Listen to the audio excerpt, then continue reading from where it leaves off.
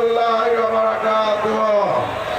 সম্মানিত বন্ধুগণ, দীর্ঘ 17 বছর এই দেশের মানুষকে একটি দল অন্যায়, অনাচার, ব্যভিচার, লুটপাট, খুন, ডাকাতি, চাঁদাবাজি, ভূমিদস্যুতা, অন্যায়ভাবে মামলা হামলা দেওয়ার মাধ্যমে এই দেশের মানুষকে অতিষ্ঠ করে ফেলেছিল।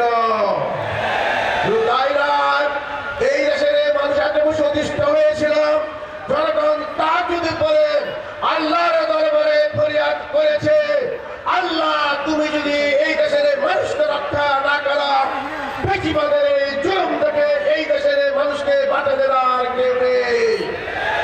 এই দেশের সকল রাজনৈতিক দল ঐক্যবদ্ধ হয়ে সংগ্রাম করেছিল, কিন্তু বেশিবাদকে তাদের শাসন ক্ষমতা থেকে উদ্ধার করতে পারে নাই।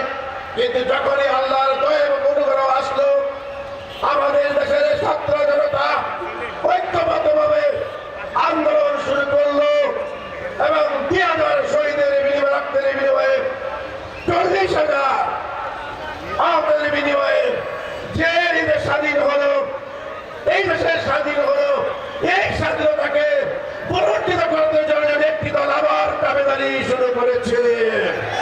আমি স্পষ্ট বলে দিতে চাই, শহীদের রক্ত দিতে হলে, স্থায়ী শান্তি কায়েম দিতে হলে, এই দেশে ইনসাফপূর্ণ কল্যাণমূলক রাষ্ট্র কায়েম করা ছাড়া বিকল্প পথ নেই। শুধুমাত্র একটি দল সমর্থিত দলই দেশে ইনসাফ কায়েম করতে পারে।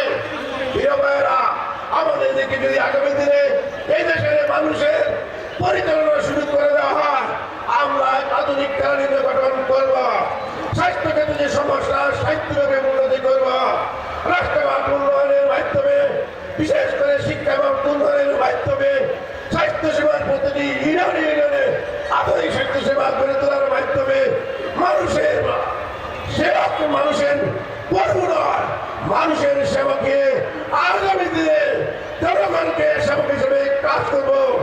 আসুন আগামী দিনে দাবেদারদের দাবেদারি থেকে, দোষী থেকে চালবাই থেকে দেশকে রক্ষা করার জন্য 11 দিনের জোটকে ভোট দিয়ে দেশে পরিচালনা করার জন্য যে ধরনের ভূমিকা রাখা দরকার, সব ধরনের প্রচেষ্টার আহ্বান জানিয়ে আমি আমার সংক্ষিপ্ত কথা শেষ করছি। আল্লাহ হাফেজ। বাংলাদেশ জিন্দাবাদ।